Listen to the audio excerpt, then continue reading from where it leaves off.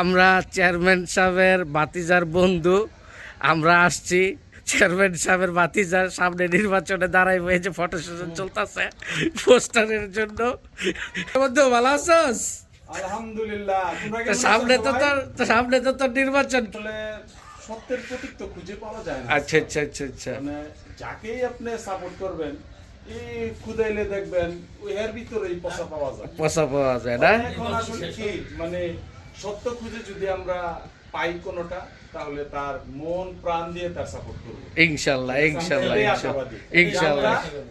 দখলবাজ মুক্ত, চাঁদাবাজ মুক্ত, সন্ত্রাস মুক্ত একটা নিরাপদ গণতন্ত্রের সরকার আমরা বাংলার মাটিতে দেখতে চাই। আর সামনে ইনশাআল্লাহ তাহলে আপনি নির্বাচন আসতে যাইতাছে। এটা আসলে কি ইন্নাল্লাহা মা'আস সাবিরিন। মাশাআল্লাহ আমরা মাশাআল্লাহ ওই জায়গাতেই আছি।